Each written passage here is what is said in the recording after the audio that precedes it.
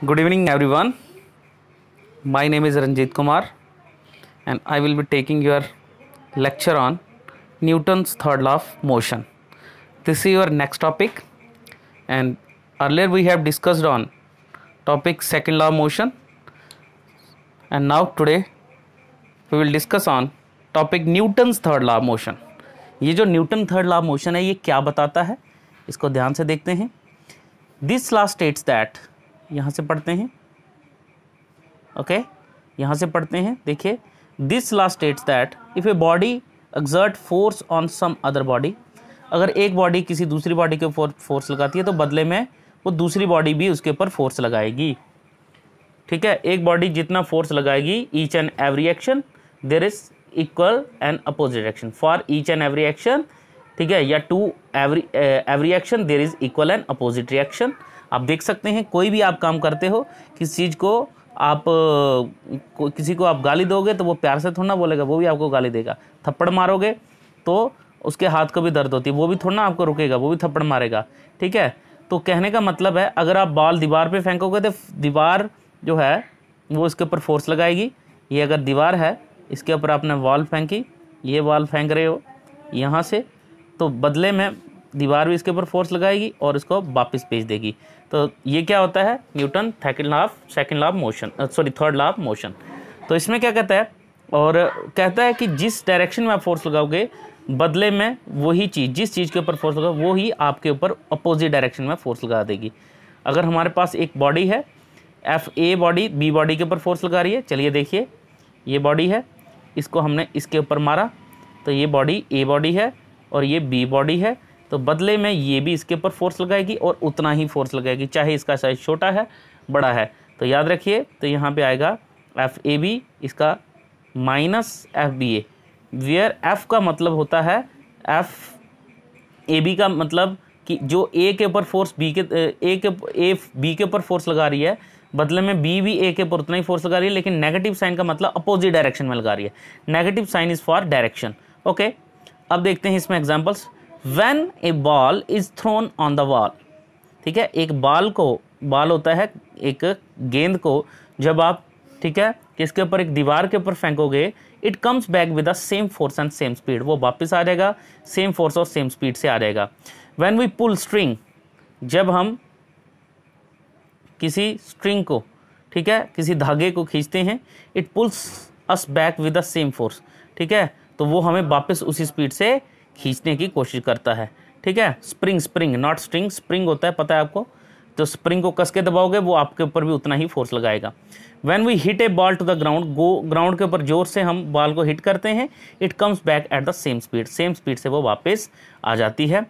When you strike a rubber ball against the hard floor, आप देखते हो ball exerts a force called as action on the floor. तो ये आपने कुछ एग्जाम्पल्स देखोगे. ठीक है, तो इसमें हमारे पास Newton second law of motion जो है, law of motion, special case of Newton second law of motion. ठीक है, सेकंड लॉ ऑफ मोशन का स्पेशल केस है. जैसे अब बुलेट है, बुलेट को आप, इसमें एक एग्जांपल है मास ऑफ बुलेट और स्पीड ऑफ बुलेट की. मैं इसको एग्जांपल बताता हूँ. जैसे देखिए, हमारे पास सेकंड लॉ ऑफ मोशन में आपने पढ़ा था, force is directly proportional D P upon D T, ये पढ़ा था आपने.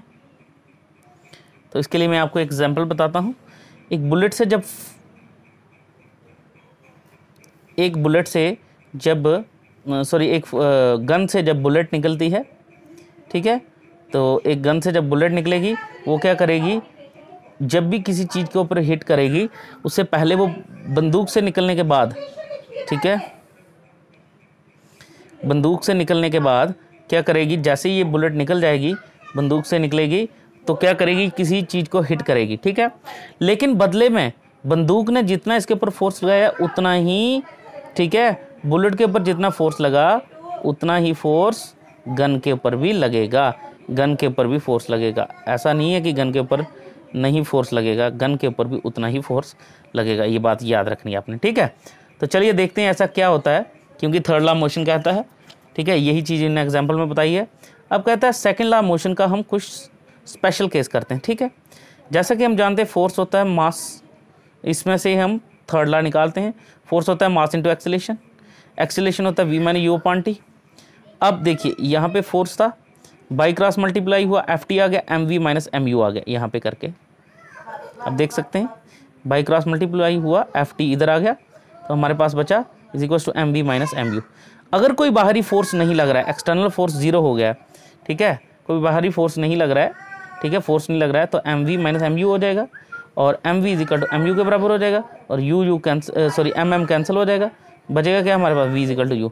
It means body will continue to move with the same uniform velocity U through the time when there is no external force is applied on the body. जब तक कोई force नहीं लगता किसी बॉडी के ऊपर, वो तब तक वैसे के वैसे उसी स्पीड से चलती रहेगी। It mean object initially at rest, ठीक है, कंटिन्यू टू बी रेस्ट। अगर कोई चीज़ रेस्ट में है तो वो रेस्ट में ही रहेगी, कोई चीज़ मोशन में है तो मोशन में ही रहेगी। It mean first law motion क्या कहता था, law of inertia. Law of inertia कहता था if a body is in the state of rest it will remain in rest and if body is moving it will remain moving, ठीक है। तो जब तक उसके ऊपर कोई फोर्स नहीं लगता, तो सेकंड लॉ से हमारा फर्स्ट लॉ प्रूफ हो गया, ठीक है। इससे थर्ड लॉ भी प्रूफ हो जाता है, इसीलिए इसको हम क्या कहते हैं, हम इसको कहते हैं कि true law of motion. Second law of motion is known as true law of motion, ठीक है। तो जैसे मोमेंटम की डेफिनेशन उस दिन मैंने पढ़ाई थी आपको, मोमेंटम क्या है, define as product of mass and velocity, ठीक है, in fact mean for the measure of motion of the body, ठीक है, कि उसके साइज के हिसाब से बॉडी का मोशन कितना है। ये इसका आ गया हमारे पास momentum is equals to linear momentum कहते हैं, मास इंटू वेलोसिटी होता है, इसका ऐसा यूनिट होता है kg मीटर पर सेकेंड स्क्वायर, ठीक है, ये चीज़ याद रखनी है आपने, ठीक है। तो बाकी relation between force and momentum में ये आपको नेक्स्ट लेक्चर में बताऊंगा, ठीक है। आज के लिए हम इतना ही करेंगे।